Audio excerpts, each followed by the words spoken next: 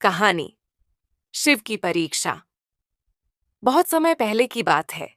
हिमालय की गोद में एक छोटा सा गांव था। शांत, सुंदर और भक्ति भाव से भरा हुआ। वहां के लोग भगवान शिव की बहुत भक्ति करते थे। रोज सुबह मंदिर की घंटियों की आवाज से गांव गूंज उठता और हर घर से एयूएम नमः शिवाय की ध्वनि सुनाई देती। इसी गांव में एक निर्धन किसान रहता था। नाम था भक्तू।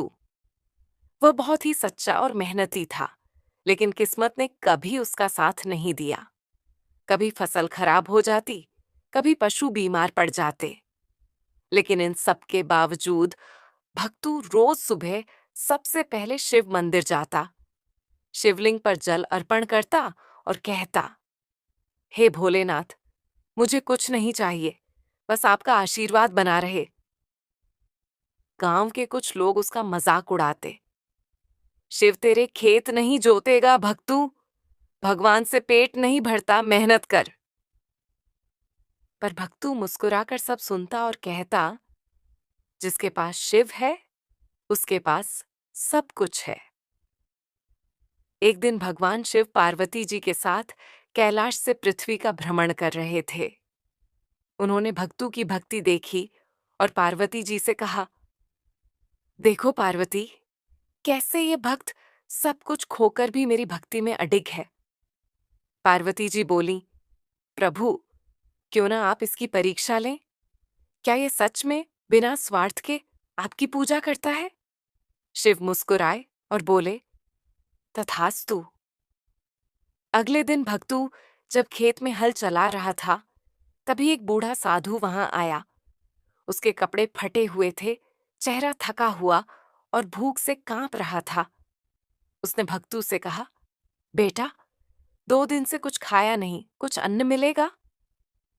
भक्तू ने अपने पास का सारा खाना उसे दे दिया और खुद भूखा रह गया। बूढ़ा साधु आशीर्वाद देकर चला गया।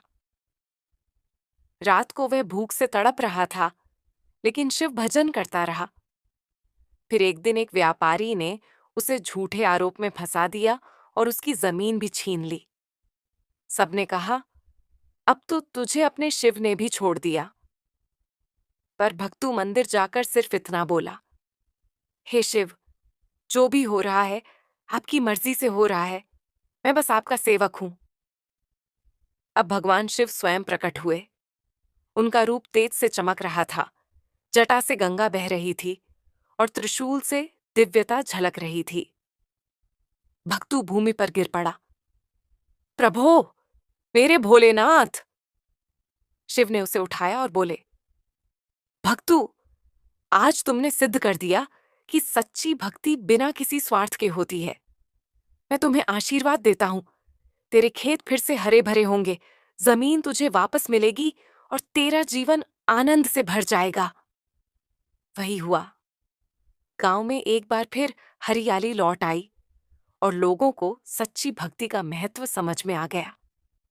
सीख, मॉरल, भगवान सच्चे दिल से की गई भक्ति और विश्वास को कभी व्यर्थ नहीं जाने देते। जब तुम विश्वास नहीं खोते, तब भगवान तुम्हें थाम लेते हैं। जरा रुकिए तो जनाब, अगर आपको शिव की परीक्षा कहानी पसंद आई है, तो इस वीडियो को लाइक जरूर करिए और चैनल को सब्सक्राइब करना तो बिल्कुल भी ना भूले, ताकि ऐसी खूबसूरत कहानियां हमेशा आपको देखने को मिलती रहे। आप अपना और अपने परिवार का ध्यान अवश्य रखें। हर हर शंभू, श्री महादेवा, धन्यवाद।